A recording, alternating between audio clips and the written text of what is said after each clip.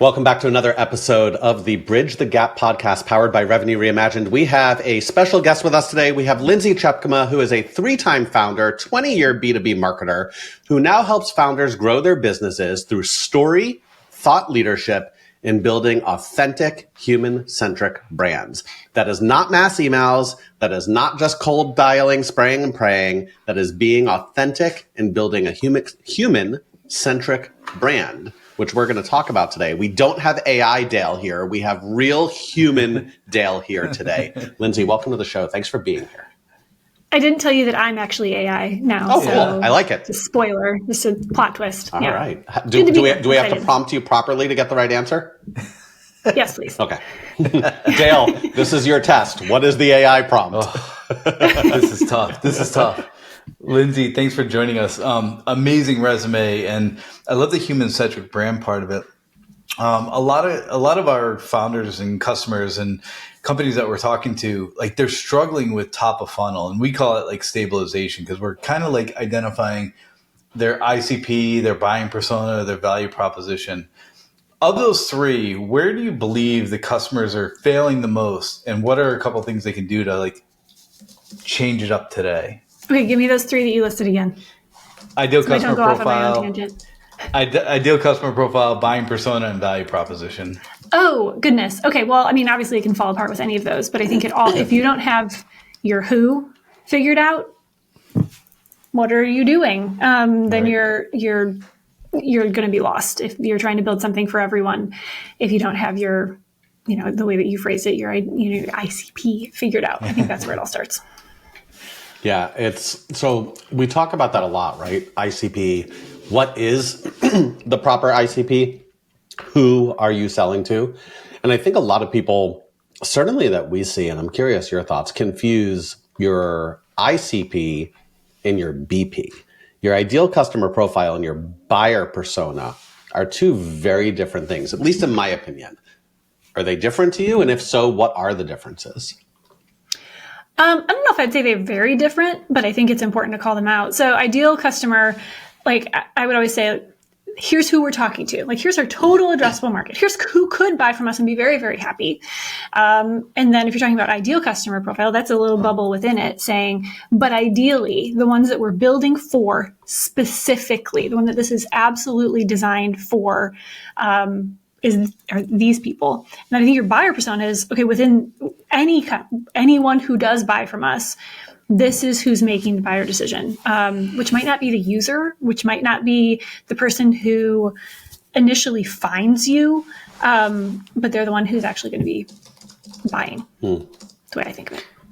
So I'm loving this part of it, and one of the things that we've been asking a lot of guests, and not really founders or the people that are running it, but how often should people be pressure testing this ICP, buying persona, value proposition?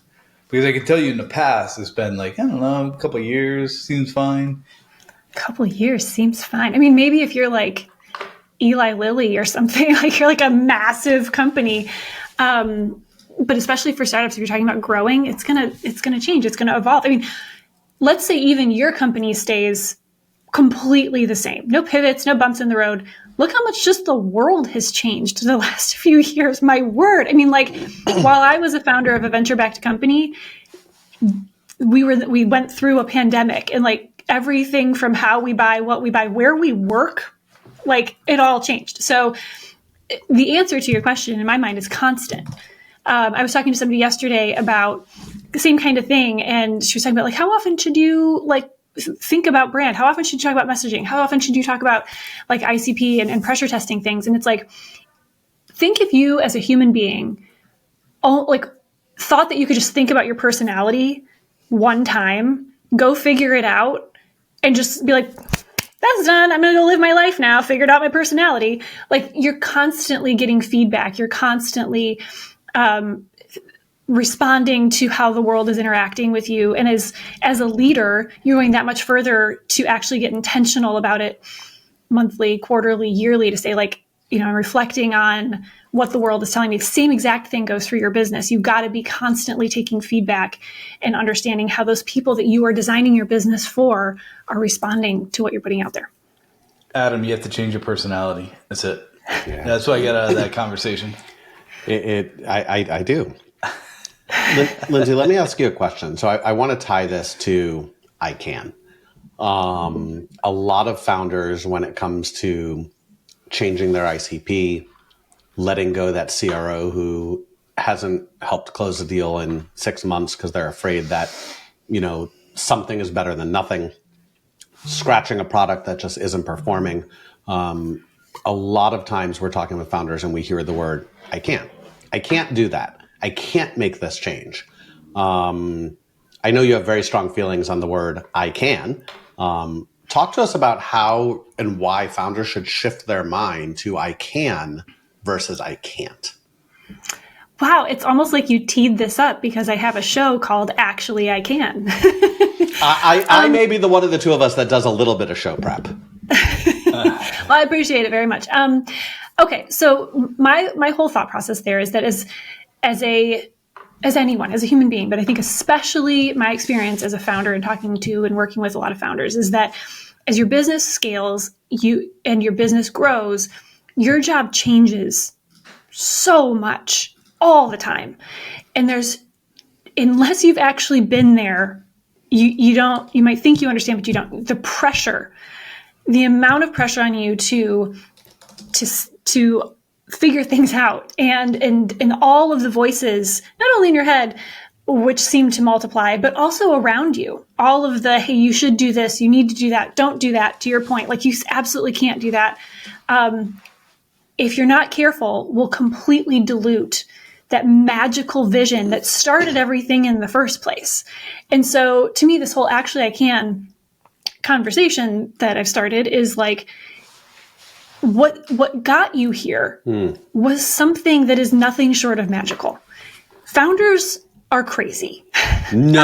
Founders are a little crazy. You have to be, right? You have to be. And it's you're adventurous and you're not risk averse. You're a risk taker and you're a dreamer. Like that's what got you here in the first place. And if you listen to all the real or perceived voices that tell you can't do something, you're going to be just like everybody else. Like best case scenario is mediocrity. So you've got to really, really protect that vision and surround yourself with people and affirmations and just self-grounding to be like, this is what we're doing. And you know what? That's all good advice. I'm going to pick and choose what I actually absorb and make myself believe that actually I can see this thing through. I love it. It's amazing. When you were saying that, it reminds me of Eric Thomas. He's got that mantra, I can, I will, I must. And it was like, that was like kind of going through my head as you were saying that. As someone that's building a company, when they get these pieces of like doubt in their mind, what's a couple of things they can do to like get the doubt out of their mind? Like what are things like actionable things that they might be able to do? Okay, so this is where we get kind of woo-woo, but it's not woo-woo because it matters. I think the worst thing you can do is just keep moving forward and not pay attention to it because, again, you'll dilute the magic. So to me, it's journaling. It's ironically, I have mine right here. And I have like hundreds of notebooks behind me because when you, there's a book called The Artist's Way. Even if you're not an artist, even if you don't think you're creative, it's really important because it talks about the importance of journaling. 3 pages a day, handwritten, doesn't matter. Nobody sees them. There's no format. There's no magical way to do it, but it forces you to check in with yourself. It forces you to tap into that magical founder vision, that the concerns, to talk yourself through the challenges that you're facing, because we know this, like more often than not, you already have what it takes. You already know the answer. There's just head trash or other people's voices in the way. So one, journaling every single day. Whether you want to spend 5 minutes or 3 hours, every single day will help you to see the patterns and actually listen to yourself. And then 2 is surround yourself with with good people, which is so much easier said than done. People who don't have their own motives and their own agendas for what you're doing with your business, but that really are there to listen to you and to support you and will hear you out and just kind of ask you the tough questions about what you're doing. So many people don't ask the tough questions, and it's funny. So we this morning we're on the phone with a VC firm out of the UK, and I think one of the things that we really honed in on, and Dale could gut check me here, but that I feel they appreciated is we are going to come in and ask the tough questions. There's a lot of people who are just going to show up and be like, "Oh, you're doing this. Let's do a little tweak of that, and like your team's perfect, and everything's wonderful, and here's your pretty slide deck," and like if that's who you want, like. I would rather walk away from that business because my ethos at the end of the day is like, we want to extend your runway and decrease your burn. And I can't do that by blowing smoke up your ass, pardon my French. We have to be very honest with one another. But you work with a lot of founders as well. How many of them really want to answer those tough questions? And how do you shift the ones who don't to understand that they really need to if they want to get where they're going to get? I think most of them somewhere in there really want to. I think the only ones who don't, 99% of the time, they're afraid. I mean, that's the thing, is that there's so many voices around, there's so much pressure that, and they feel like there's this perception that they're in so deep that they can't possibly, switch tracks or, because if they have to answer the tough questions themselves, they've got to go start tough conversations with somebody else. Whether that's, you use the example of like letting go of that chief sales officer that just isn't performing, or maybe standing up to the VC that they desperately need money from, but they know it's not going to work, or their board that's kind of pushing them around.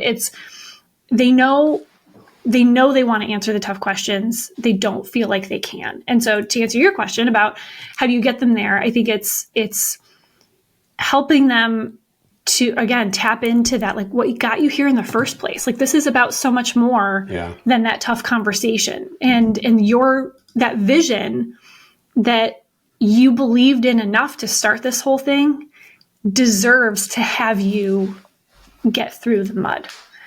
Like you got to believe in that. And I think most people that I work with will get there. Sometimes it just takes a little bit more time. And then it's like, on the other side, it's like, gosh, I wish I had done this sooner. Every time. Right. That I agree with. One of the things that you talk about is developing a personal brand for the founder and creating this thought leadership space, like this movement. We talk about this a lot with our clients because we talk about if you want to ever get to a repeatable stage in your go-to-market, you have to have somebody, like people have to find you. They have to understand, they have to have awareness of what you do, what your ethos is, why you started it. Like a lot of questions I like to ask sometimes, like what's your origin story? Like why did this thing come up? When you start pushing this button, because we struggle with this all the time with our founders, some of them will take it on, but I'd say 90% of them are like, I don't want to do LinkedIn. I don't want to do social media. I don't have time to write content. Like, what do you say to those people? And like, how do you convert them? Let's face it, y'all. Hiring sales talent is a real pain in the ass. Getting A players is key to bridging your go-to-market gap, but it's harder than ever. If you're not actively engaging passive talent, you don't stand a damn chance. That's why at Revenue Reimagined, we trust our partners at Pursuit to help our clients find the best talent fast. If you're looking to strengthen your sales team, go check them out at pursuitsalessolutions.com. People buy from people. That's why companies who invest in meaningful connections win. The best part? Gifting doesn't have to be expensive to drive results, just thoughtful.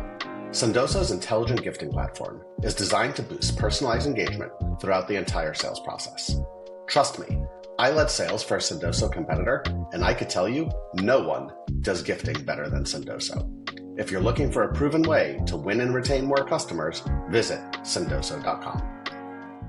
I run into that a lot too. There's a lot of people who feel like it's braggy and like, oh, I don't want to go talk about myself. And it's like, no, your business needs you to. Right. You're the only one who can tell these stories. Like, You're the only one. Okay, so how do I get them to come around? To me, it's actually something really tactical because, most founders don't have time to sit down and create a blog or to spend 10 hours a week in LinkedIn. Like, they just don't. So to me, something tactically that's worked for years and actually led to me starting Casted was record it. Record it. Like, founders spend so much time talking. Record it. Get somebody to, I do a lot of things where it's like, we'll talk, and then we'll take me out of the conversation and we'll get you. And then that's stuff that you can share and that you can use and that you can repurpose and that we can turn into stuff. You don't need to become a Pulitzer Prize winning writer. You don't need to become LinkedIn famous, like with your posts. You just need to find a way to capture and share your thoughts because they matter. They're the only thing in a super noisy, crazy space that the market is turning into. Your voice and everything that you guys just said about like your unique perspective and your stories, that's the only differentiator you actually have. And so take that, capture it, talk to some of your customers, and maybe that turns into a podcast. Maybe that turns into YouTube stuff. Maybe no one ever sees the videos, but that's a really easy, efficient, and effective way to get started. Well, and I think, so I love all that. And the way I like to describe it with founders sometimes is like, well, if you don't do this and you want top of funnel, like, you're not going to get there. Like, no one else will tell that story like you do. And so if you believe one of your problems is top of funnel, here's a solution. Whether you want to take that solution or not is completely up to you. I will not force you, but you're saying one thing, but you're doing another. Like, talk is cheap. Talk is cheap. And I think with the advent of AI, and especially how prevalent it's becoming, everyone feels that there's just this magic button, right? They could just all do the exact same thing. And Lindsay, I'm going to read a quote that you sent when we specifically said, what is a topic that's really important to you? Because it speaks to this, at its core. Businesses don't achieve long-term success by doing what everyone else is doing, hitting the AI button. They transcend by being brave, establishing human connections, and holding space for creativity. There is no growth hack or tech stack for success. You have to get brave and audacious and human. How do you, as a founder or as someone who coaches founders, how do you get people to resist the urge to hit that easy button and go say, I'm going to go send out 10,000 emails this week and, we're going to get a 0.1 response rate, and like, that's good enough, man, because we got booked 2 meetings, but we pissed off 9,998 other people. Yeah, exactly. Okay. So I think that there's the people that I work with already kind of have that foundation of knowing that that's probably not the way. Like early in discovery conversations, if people are like, yeah, but what's the ROI? When we work on this and I do a LinkedIn post, how many sales am I going to get? I'm like, we're probably not a fit.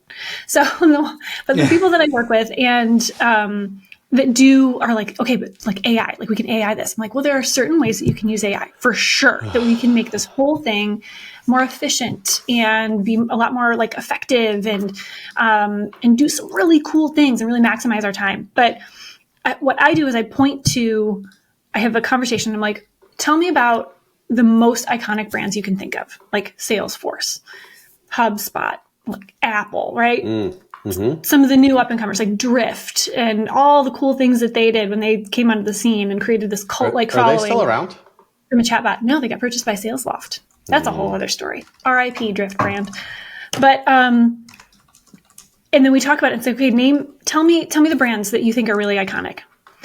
And then I ask them, I'm like, do you think, did they get to where they are by following someone else's playbook? Like, did they do what everybody else that came before them did and they were just really, really good at executing someone else's playbook? No, they wrote their own. And so so what are you going to do? Are you going to get really, really, really good at AI prompts and that's how you're going to become an iconic brand? Are you going to chase down are you going to be the one person who finds a magical playbook from some other brand and you're just going to be super good at implementing it and that's how you're going to become $1 billion business? But that last one that you just said, listen, I shit on consultants all the time. And we actually don't use the word consultants, but this is the exact reason. And founders are doing it too. Dale's smiling because he knows exactly what I'm going to say. The $1995 playbook, $1,995 playbook that I used at company 1, 2, and 3 is not going to work at company 4. Listen, our playbooks certainly have a structure. Don't get me wrong. But there is no playbook that is plug and play. Boom, Lindsay, here's my playbook I used at Revenue Reimagined. Use it and it's going to go scale your business. Founders need to understand the same thing. You can't copy Outreach's playbook, SalesLoft's playbook, Gong's playbook. You're not Gong. Right. It ain't going to work. Right. Thank you so much for saying that, because there are obviously things that you can pull from. There are things that I do. I mean, especially now that I'm working with, I have clients. I'm not working for a brand. I'm not just thinking as I go. I had to turn around and be like, how do I package this up in a way that other people can understand, other than me just coming in and be like, I don't know, we're going to do stuff and it's going to be great. You have to have a way you can talk about it. But the thing is that it's not one size fits all. And here's the thing, is that people want to see and want to know how working with a consultant, a fractional, an advisor, somebody how it's going to go. They want to know what the product is. They want to know what the beginning, middle, end is going to be like. And so the more structured the sale is of here's the playbook.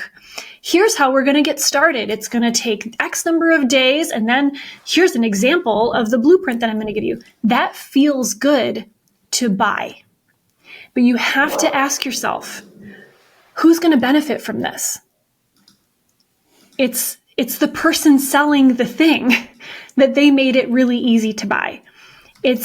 So as the person who's buying the thing, you've got to ask the tough questions and say, how are you going to customize this to me? How does this framework adjust? How do you toggle it to different scenarios? Because certainly I've got a lot of nuances that are a whole lot different than your existing clients. And how does this flex to fit? And back to the conversation we had earlier, if you're modifying your GTM strategy, call it every 3 months, you're pressure testing it.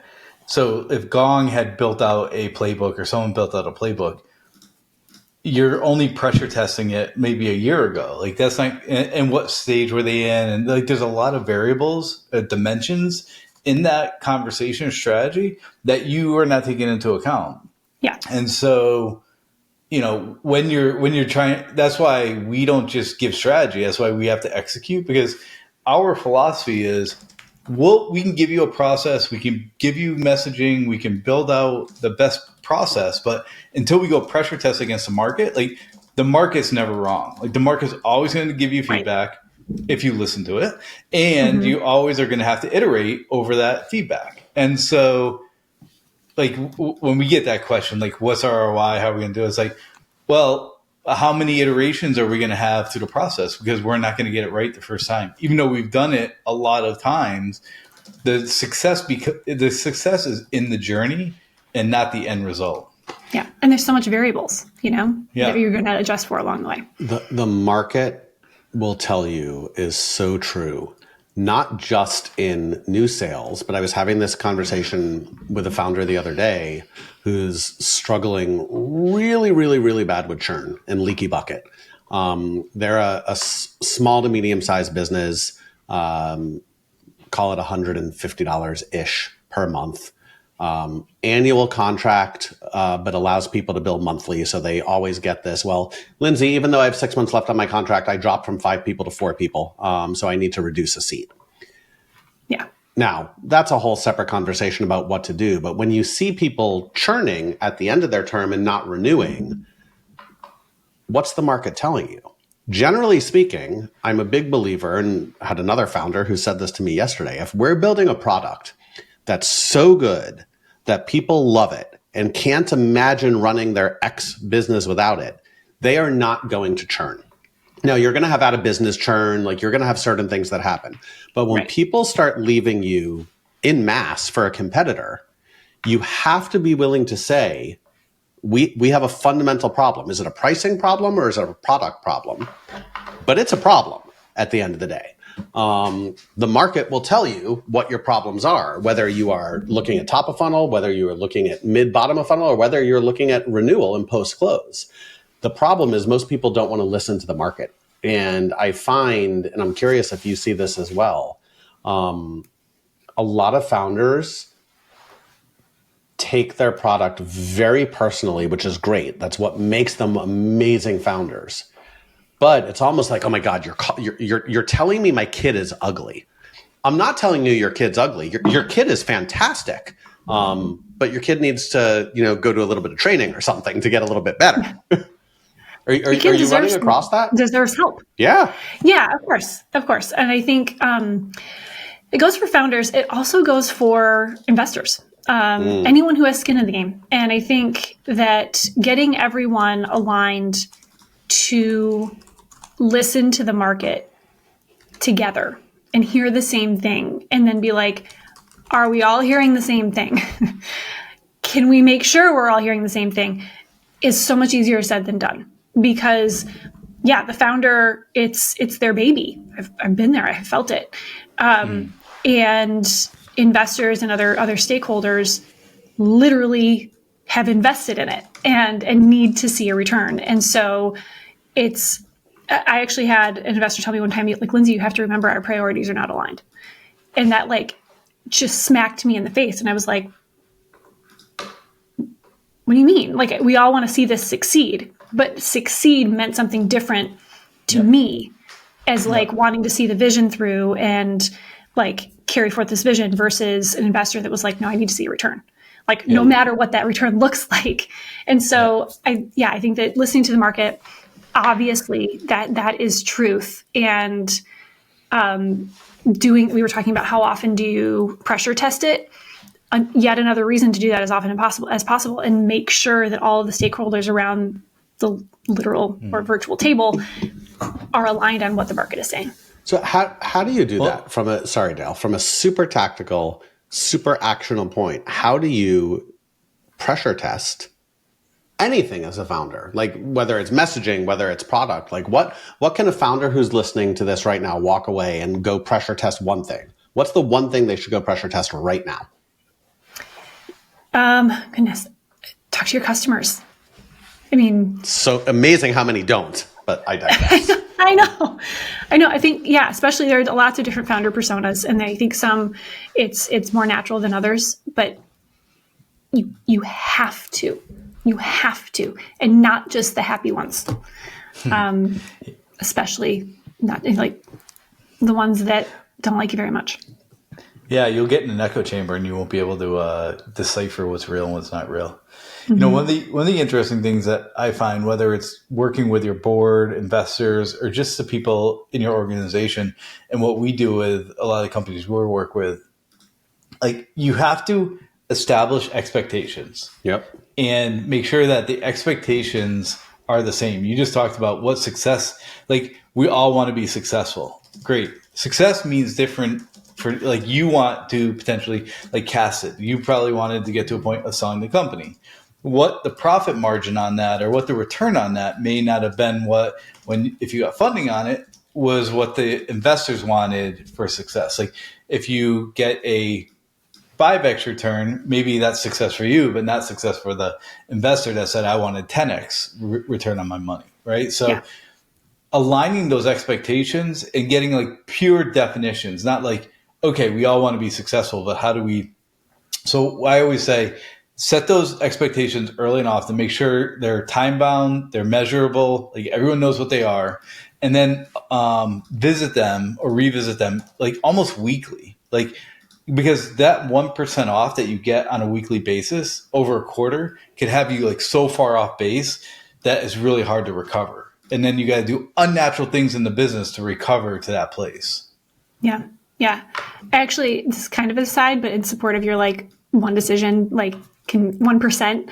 I was in a talk that I gave last week, I was talking about these one degree decisions, and a plane that takes off in San Francisco headed for Washington, D.C. If it is off course by 1 degree when it takes off, just one, By the time it gets over LA, it'll be off course by just 6 miles. Just Ultimately, it will land 6 miles. Just 6 miles, right? Just 6 miles. Ultimately, it will land in Baltimore, which is not Washington, D.C. Safe landing, which especially these days is it's a great outcome. I'm flying on Friday. Dale and I are flying next week. Yeah. We like safe landings. Ironically, I'm going to Baltimore in a couple weeks, so I'm there with you. But you're going to if DC. I'm on that plane, 100% off. If I'm on that plane, I'm going to be like, cool, Baltimore seems lovely, but I needed to go to Washington, D.C. So yes, You're right. Aligning on expectations of like, where is this plane going? Again, easier said than done, probably easier within your executive leadership team and throughout your organization than it ultimately is sometimes with your board and your investors, because those goalposts can change and they can shift. But the least you can do is have alignment of what good looks like, what success looks like on a regular basis within your organization. Easier said than done. And with that, we are just about at time, but we wouldn't be who we are if we didn't throw some rapid fire your way. So 10 words or less. We may have had someone yesterday who probably went 654 words on one of these questions. So 10 words or less. Good thing no one knows when we actually record these. Early bird or night owl? Early bird. How early? I get up at 4:55. Oh, okay. That's early. You win. There we go, Lindsay. You win. If you weren't in tech, what other profession would you be in? And just be magically successful. Interior design. Nice. Mm-hmm. Favorite guilty My pleasure? wife's interior designer. She loves it. And she's good too. Favorite guilty pleasure snack?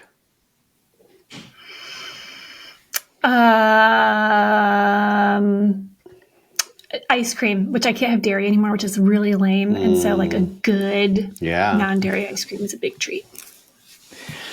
What's the most used work emoji in your work chats? The shrug. That one's my favorite. We don't use a lot of emoji in ours, but we tend to text much more than we Slack. What's the one thing you do to unwind after a particularly long, stressful day? I have the 3 best kids, and my husband's amazing. So I live with the 4 greatest dudes on the planet. And so just time, they still snuggle up with me, even though they're like preteens. Yeah. Just all piled up on the couch. I have a 13-year-old. He cuddled with me last night. It's very rare that he's like, Dad, can we just hang out and watch TV? And like, I love it. Yes, You're like, yes, anytime. Yeah, right now. Please. What do you want to watch? Here's the remote. Let me drop whatever I'm doing. Running to the couch. Yeah, that's me. Let's wrap this up. Dream vacation destination. Scotland. Have you been? Scotland. I have. Nice. Awesome. It's amazing. First place that came to mind was Scotland. Nice. Lindsay, thank you so much for joining the show. Thanks for sharing your insights. Where can people find you and learn more about what you're doing? Feel free to shamelessly plug your podcast. Okay. All right. This is when you give me the tickets to my dream vacation, right? Just right after we stop recording. To Scotland. Okay. I'm super active on LinkedIn. So if you can figure out how to spell my name, you can find me there. And then humanbrandswin.com is a website where I'm constantly changing how I talk about what I do. LindsayTjepkema.com talks about speaking and how I do that. And then my show, as you mentioned, is actuallyican.show. I love it. Lindsay, thank you so much. Have an awesome day. You too. Thank you.